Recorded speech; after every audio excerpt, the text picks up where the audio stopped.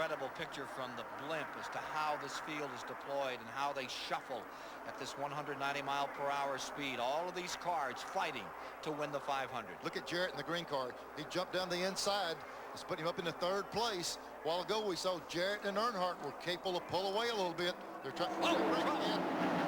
Trouble behind Rusty Wallace is turning over.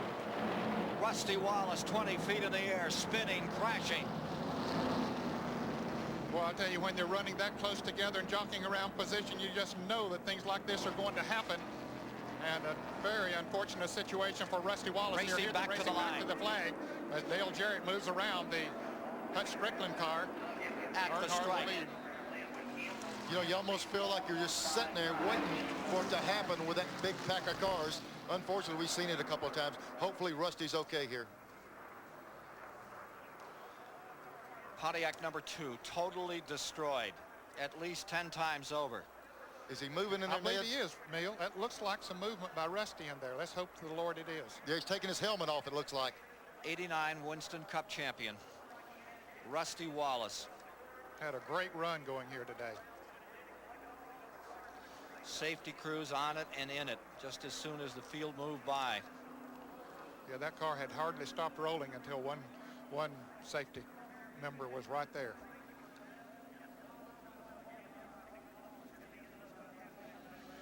Crew chief has called in and has said that Rusty Wallace says, I'm okay. Oh, that's great news. Thank goodness. I tell you, it attests to these cars. We say it over and over again. But when something, we see what happened with Davey in this. Here we go. Let's see what happened on this thing.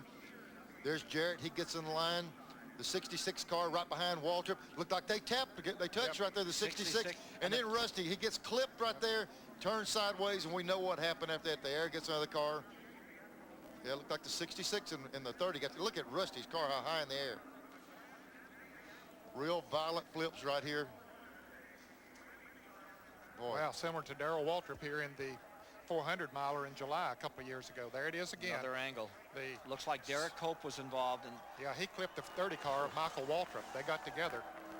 And as you watch that, it reminds me a bit of the late Connie Saylor, who passed away just a week ago. Remember when he sailed down the backstretch, Ned?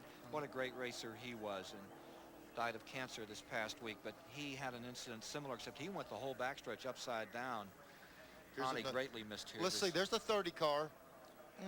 It's hard to tell. They were so close together that anyway, the 30 and the 66 go over, tag Rusty. Watch the car. The minute the air gets under, inverted wing up in the air. You know, I think from the blimp we may get it. I think that is where you're going to see. And look at this Wallace car just disintegrating.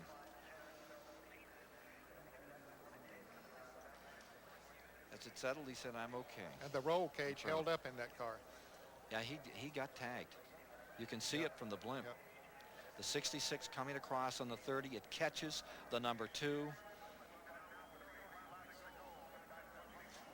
Frightening crash.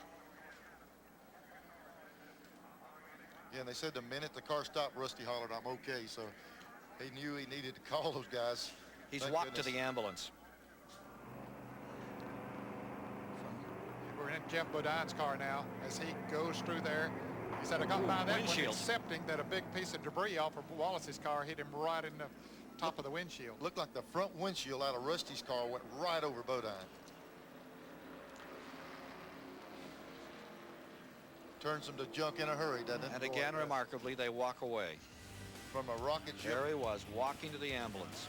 The 1989 Winston Cup champion, Rusty Wallace, walks away from the remains of that car. Unbelievable. Back in a moment.